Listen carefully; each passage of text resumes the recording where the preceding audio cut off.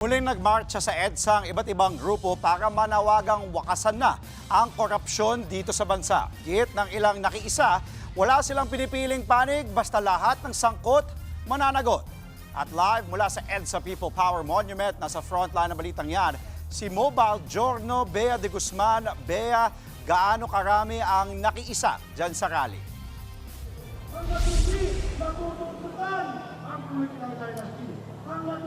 Andre, nasa 78 organizations o religious at civil society organizations ang lumahok sa White Ribbon Movement o March dito sa People Power Monument. Kanina bandang 2:30 ay nasa 3,500 ang mga taong nandito at ngayong mag-aalas 5 na ay bumaba na ito sa 2,800 katao. Kung makikita mo, Andre, ang ilan sa mga tao dito habang ongoing ang programa ay ang ilan ay nagsisiuwian na dahil sinabi rin kanina na bandang alas 5 nga hanggang alas 6 ay matatapos na ang programa. Kanina marami nang nagsalita mula sa iba't ibang grupo at binanggit nila kung ano nga ba yung importansya na banggitin at paulit-ulit na diinin sa gobyerno na hindi nawawala ang pagbabantay ng mamamayan sa ating mga leader.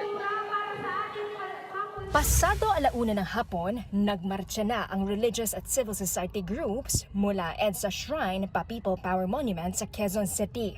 Sila ang nanguna para sa White Ribbon Movement. Panawagan ng grupo, wakasan ang korupsyon, tuldukan na ang political dynasty, magkaroon ng electoral reforms at iba pang panawagang reforma sa bansa. Mahigpit naman ang seguridad sa paligid ng People Power Monument. Halos 1,000 pulis rin ang nakabantay rito. Ayon naman sa PNP-NCRPO, halos 10,000 pulis ang nakapaligid sa Metro Manila para sa White Ribbon Rally.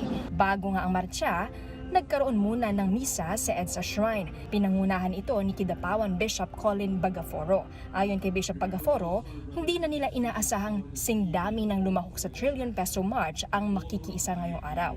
Pero gayon man, layon daw ipakita ng kilos protesta na nananatiling nagbabantay at nagmamatsyag ang mamamayan sa gobyerno. From the very beginning, sabi namin, imbitado ang lahat. Kaya pinili natin yung white ribbon kasi lahat ng colors, imbitado natin. Yellow, pink, red, green, black, lahat sila imbitado. Lahat ng galit sa kurakot, lahat ng nakikisa sa ating adikain. Let us all unite as Filipinos. Kasama sa dumalo sa White Ribbon Rally ang dating Gabriela Party List representative na si Liza Maza. Iginiit niya, walang pinapanigan ang paghingi ng pananagutan. Malinaw po ang mensahe, lahat ng sangkot dapat managot. Kung ikaw man ay si Duterte, kung ikaw man ay si Marcos, o kung sino ka man, basta ikaw ay involved sa korupsyon, dapat kang managot. At talaga walang nag-aari sa EDSA.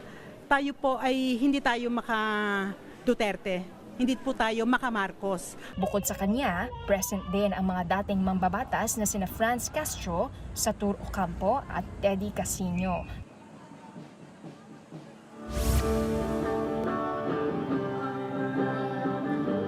Andre, ongoing pa rin ang programa ngayon, at kung naririnig natin sa background ay nagkakaroon ng performance, singing performance, at ito mula sa artista ng bayan groups. Kanina nakapanayam din natin ang executive director ng White Ribbon Movement at sinabi nila na inaasahan nila na magkakaroon pa ng maraming protesta ngayong taon. Bagamat hindi pa na-schedule, hindi pa alam kung ano nga ba yung mga schedule, ay siguradong hindi titigil ang taong bayan para kulumbungin at gisingin ang gobyerno para ipaalam na nakikinig at alam natin ang nangyayaring katiwalian sa gobyerno. At sa darating na SONA, binigyang diin nila na magtitipon-tipon sila para mas lalo pang maiparating sa Pangulo yung mga kailangang marinig niya at bigyang solusyon na lalo na sa problema ng ating mga kapatid. Yan muna ang update. Balik sa iyo, Andre.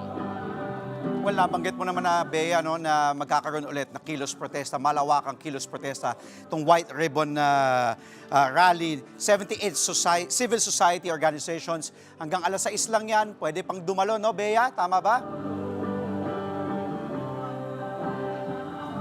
pwede pang dumalo, Andre. Ngayon nga ay may ongoing performance at meron pang mga closing remarks at mga bilin sa ating mga dadalong kapatid kung sakali.